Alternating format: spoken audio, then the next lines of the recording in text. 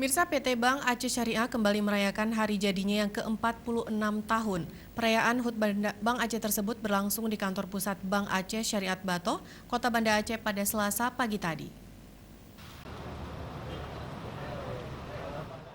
Peringatan Hari Jadi Bank Aceh Syariah ke-46 tahun diawali dengan upacara di halaman kantor pusat PT Bank Aceh Syariah.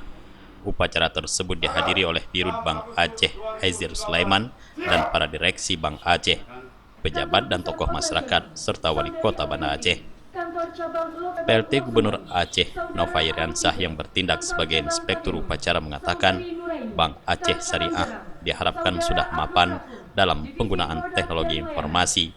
Hanya dengan cara demikian Bank Aceh bisa berkompetisi secara baik, berimbang, dan diharapkan Bank Aceh tidak tertinggal dengan bank-bank lainnya. Nova juga meminta memasuki era syariah di Aceh. Bank Aceh menjadi pelopor penerapan kanun-kanun terkait pengelolaan keuangan secara syariah di Aceh, sehingga nantinya bank syariah yang beroperasi di Aceh tidak hanya menjadi kompetitor yang baik, tapi juga sejalan dengan memajukan Aceh. Nova juga berharap kepada seluruh keluarga besar Bank Aceh dituntut untuk berinovasi dan mampu bersaing memenangkan kompetisi dengan bank-bank lainnya.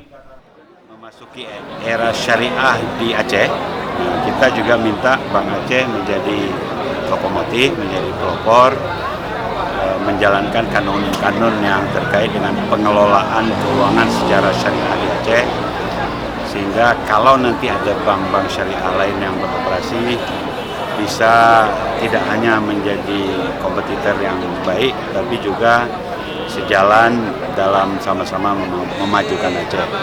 Nah, secara khusus yang saya pesankan, paling tidak saya berharap sampai Desember 2019 Bank Aceh sudah establish dalam penggunaan teknologi informasi. Peringatan Hari Ulang Tahun Bank Aceh Syariah ke-46 tahun, Bank Aceh juga memberikan penghargaan kepada karyawan. Peringatan HUT Bank Aceh juga diperingati di seluruh cabang Bank Aceh Syariah yang ada di seluruh kabupaten kota di Aceh dan juga di Kota Medan, Sumatera Utara. Faisal Abdul Hadi, Aceh TV.